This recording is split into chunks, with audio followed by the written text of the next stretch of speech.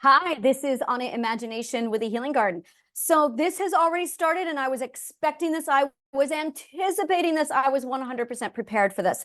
So we're going to go ahead and start sorting through this. This is what I call the bag of tricks. All right. The bag of tricks is every single trick that every narcissist uses. Now, they only have a set amount of tricks. And I'm going to be breaking each trick down. I'm going to be explaining it to you. I'm going to be teaching it to you as they happen to me. And we're going to give them names. The first one is going to be, and this is really it. The first bag is literally Prometheus versus the gods. And the game we are playing is who gets the fire. Okay, that's the game we're playing. Who gets the fire? All right. So here's what's going on. We are talking about a pissing contest over authority. Now, I've been through authority. I have ripped authority apart. Authority means to author, authorship. Words don't lie, people. Words don't lie. Logic doesn't lie. Author, authority, authenticity, authentic, authorship. Author means to write your own life. All right, we're going to write that down. To write your own life. Now, what that means is you 100% have all of the choice in your life, and you do. That is how physics works. Physics 100% means you've got power because the author has the pen. You are the author. You have the pen in your life. You have the power. You make the choices. You decide who's going to teach you. You decide who's going to advise you. You decide. Now, what you need is you need to be taught how to use discernment. The reason why you never learned the discernment skill, I'm not going to tell you that. I'm going to have you, logically, you figure that out. Discernment is the skill of assessment. It is a skill we learn in logic and math. Assessment.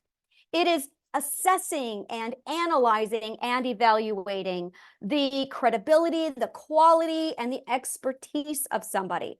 And you are the only one who can determine what you have and what you know, which means you need to figure out if somebody is qualified to teach you, if they are qualified to help you. Now, ideally, you want two categories. The first category you want is somebody who knows better than you. Now, this brings the logical question. How do I know if they're better than me, if they're more knowledgeable than me, if I don't know anything about psychology? And that's a really, really good question. We're going to cover that. I'm going to break that down for you. The next thing is, it's also asking, it's not the next thing, but we're going to delve into the next layer of this, is how do you know who is qualified? And this is, and it's really this, how do you know who's qualified? How do you know, how can somebody who's at the disadvantage make a decision at somebody who has more information? Here's the thing. This is really, really the core of it right here. Your logic absolutely determines your truth and whether or not something is right for you. It's not about somebody having more information and so they must know and so it gets passed on. It's whether or not it's going to be a good fit for you because it's going to feel right and it's going to feel good and it's going to give you joy. Now, I go by one real hardcore rule here, which is, are they giving you a fish or are they teaching you how to fish? A true teacher will teach you how to fish. A true teacher will give you independence and self-authority. A fake will feed you for a day, so you'll come back the next day to buy more fish from them. So my first thing whenever I go to anybody is, and this is true of anything across the board, is, am I going to have to pay out every single month over and over again, or is it one time only? Are they going to actually teach me, or are they going to enable me? Are they going to empower me or ensnare me? When I'm done with this person and I walk away, this is the question. When I am done with this person and I walk away, do I have the skills that I can take with me? Or do I have to keep going back to them for more and more? So this is really the question is, are they feeding me a fish or are they teaching me how to fish? You really want people who are teaching you how to fish. If they are not nurturing your independence and your self-authority, That is a big red flag. The second thing you really want to be on the lookout for is the red herring. The red herring is when they have that bag of magic tricks and they're pulling all of this other crap out, and it's a distraction. They're confusing you. If that's going on, they're a magician. You're dealing with a cowardly magician. You're dealing with a phony. You're dealing with a fake. You are not at all dealing with a real McCoy. So the bag of tricks, what we're getting into is very much a pissing contest over who gets the fire. Now, I have 40 years of trauma. I've been a domesticated slave. I've been through that fucking bullshit. And when I stepped out of it, or when I tried to, my therapists did not give me the tools to be dependent of them. They gave me fish. In fact, they gave me red herring specifically. And only because I was educated enough in psychology, Pythagorean psychology, and logic, could I go, you guys are full of shit. Like, I would go into therapy and I would say, let's talk about the seed drop. Let's talk about cognitive dissonance. And they looked at me and went, we're not allowed to talk about that. Most people are not educated in psychology. They're not teaching you psychology.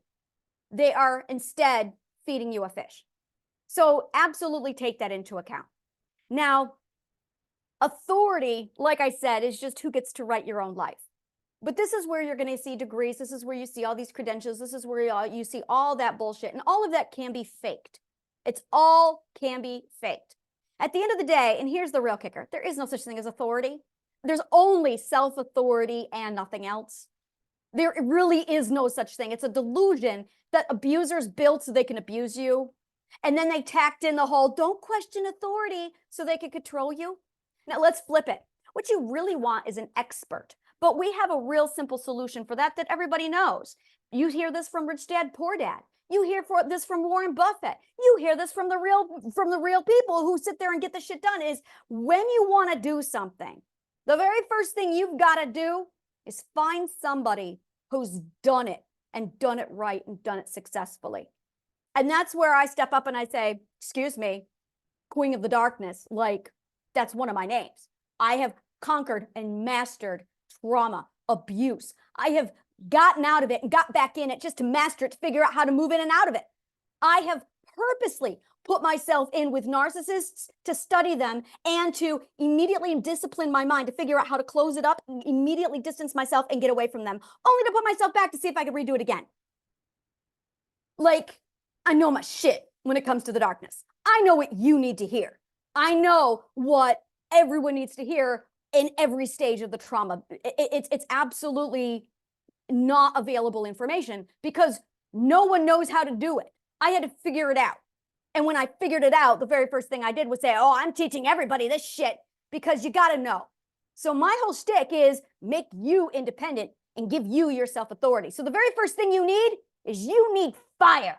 So I am Prometheus and I am giving you fire. Now, right off today, I've got somebody who stepped right in with her PhD going, oh, and she accused me of accusing you of trauma.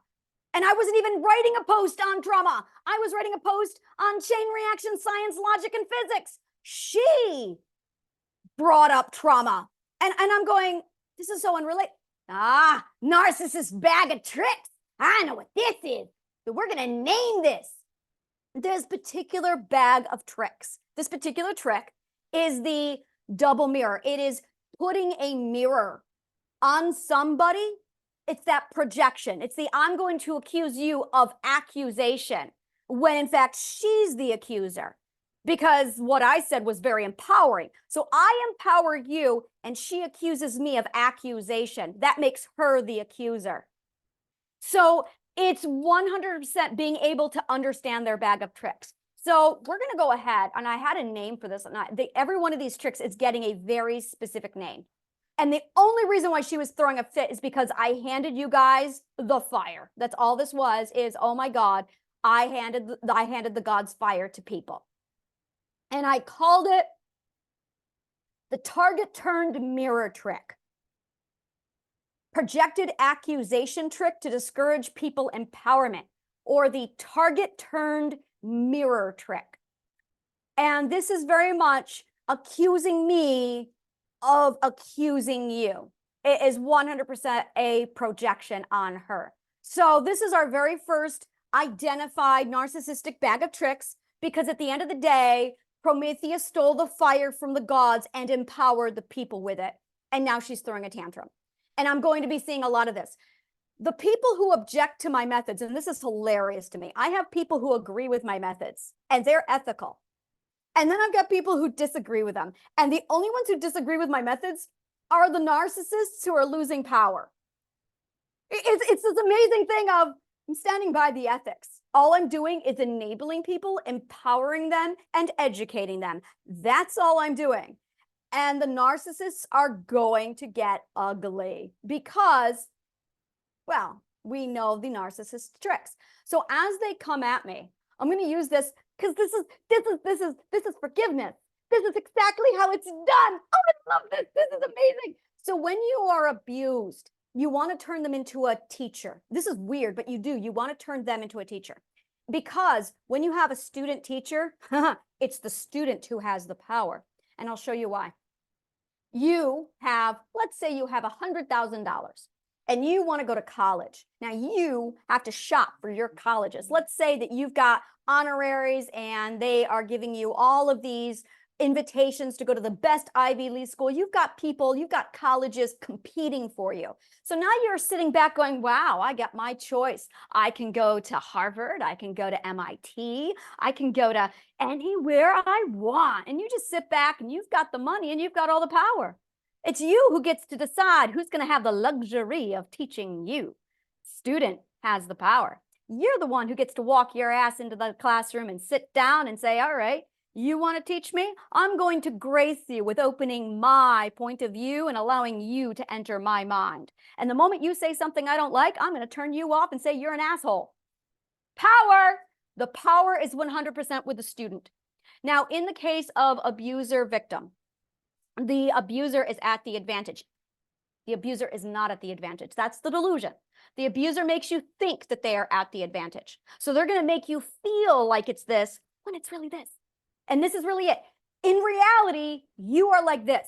It's the abuser who makes you think that it's like this. It's the delusion. So once you see what the delusion really is, and you can get out of it, it's a whole different story. Now, I'm going to say this again, and I've said this many times. There are some abusers who are downright fucking physically dangerous. Completely different game, completely different ballpark. This is going to be handled completely differently. To get out of those situations, you want to play their game. And you need to be smart about it so that you let them think that they're stupid. Do not let them know that they are onto you. And in most cases, they will underestimate you. Let them. That's a completely different situation. I am talking about the abusive situations where they think they are at the advantage and they are not physically going to harm you. So just to clarify that. So you have these assholes at the advantage over you when the situation is really like this. And it's absolutely about them painting this disadvantage or this advantage. Now, especially, and this is very true if you are first walking into a relationship or getting to know somebody and they are starting to display signs of being an abuser, this is absolutely what they are doing, is they are compromising this equal footing. Somebody who is not an abuser, somebody who is honest, will never, ever touch the equal footing. They will never touch the equal footing. In fact, equal footing is the #1 thing to always look for to make sure somebody is safe. If anyone compromises that equal footing, immediately. I love doctors who say, don't call me doctor, this is my name. That's somebody you can trust. A doctor who absolutely says right off the bat, this is my name, and they will preserve that equal footing, they're the ones who figure it out. Absolutely. Doesn't mean that they're a great quality of doctor. It does mean that they're ethical. So that's something to consider. So when you've got that equal footing, you want to make sure that that equal footing is absolutely preserved. Now you want to choose to sit below. And the reason why is because it's like, remember when we were kids and we were told to go get in line and there were some people who were fighting over the front, those are the narcissists. But then maybe some of us went all the way to the back. It's all the way in the back that you get to see the big picture. So by putting yourself all the way down on purpose on that equal footing, you get to now put yourself in a position where you can assess where they are going to stand. Now, if they put themselves below you, now you understand that you are dealing with somebody who probably feels like they are Either they are trying to elevate you or they feel they are a doormat. If they stand equal to you, you're dealing with someone who's like, they're strong, they're assertive, they're healthy, and they know to meet you on equal ground. But if they immediately put themselves over there, oh, you got their number. Now you have more information and knowledge about them than they have about you, because they don't know that you know this. So now you can go, oh, that's what the kind of person I'm dealing with. They're the kinds of person who has to have that upper hand. Now, in order to basically turn the tables on them, you're going to want to turn them into a teacher, because as soon as you turn them into a teacher, you are studying them. You are observing them. You are now the quiet, sage philosopher in the back going, I see, I understand your number. And you're just watching and learning. But in order to do that, you've got to be the student. Now, if you are a victim, you're not going to be doing that. You're going to be in the whole defensive mode. You're going to be in a whole, I've been there, I get it. You're going to be absolutely in survival mode. Take the opportunity to start learning. Learn them. As soon as you start learning, you turn the tables and they start immediately losing all their power. I cannot emphasize this to you enough. As soon as I started studying my abusers, I figured it out. I was able to go, oh, you're a piece of shit dirtbag. Oh, I know what game you're playing. Study their behavior. So over this course, I'm going to be teaching you how to study your abuser's behavior so you can drain their power from them. Now, they're playing a delusion game, which means you've got to play a delusion game right back. You have to fight delusion with delusion.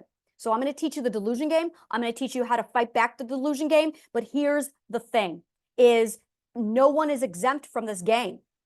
This is the #1 abuser's clause. They want you to not know this. They want you to think that authority is exempt. See, what authority really is the safe zone. That's what it really is. Having authority gives them a safe zone. You remember when you were playing tag and there was this safe space where you could go, and as long as you're touching the safe pole, they couldn't touch you? That is what authority is for abusers. They think, oh, if I go get this degree, if I go and pass the bar exam, if I go and be a doctor, I'll be in the safe zone. And that's exactly what they do. And you've got that added benefit for them of don't question authority. It's authorship. What do you mean don't question authority? Authority doesn't even exist. So they think that they are exempt from, what's the word? Exempt from assessment. That's not the word I want. Analysis. What's the word? Evaluation. They think they are exempt from evaluation of you because I have more power. I just reposted this on my LinkedIn account, and I'm really going to be like, go look at my posts. There is this teacher who was writing on a blackboard, and he deliberately made a mistake. And everybody in the classroom laughed at him and mocked him. And he said, I did that on purpose to teach you a lesson. We're going to talk. Now, he said a whole bunch of stuff, but the very first thing he said is the part where I went, that. He said, just because I have authority does not mean I am exempt. It does not mean I am smarter than you, and it does not mean I am better than you. And I went, that's authority. That is honorable. We're going to call it honorable authority. So we're going to talk about honorable authority because it does exist, but you got to know when to recognize it. So I'm going to teach you about honorable authority. Honorable authority is when somebody stands on equal footing with you and they want you, they encourage you to critique them. They want you, they encourage you to evaluate them, to assess them. Just because somebody is an authority does not mean they are smarter or better than you. Not at all. Not at all. People are people and people make mistakes. Now, the problem is there's a whole lot of assholes who are 100% using authority and positions of power to hide as a safe zone to lord that power over you. And that's where it gets dangerous. That's where it gets to be a problem. So become aware of this. Become aware that there is the honorable authority, and then there is the narcissistic authority. And the narcissistic authority are the ones that are a problem. And they are going to do everything in their power to pretend and play like they are honorable, because what is a narcissist? A cowardly magician who's a salesman. Thank you so much, and may the kindest of words always find you.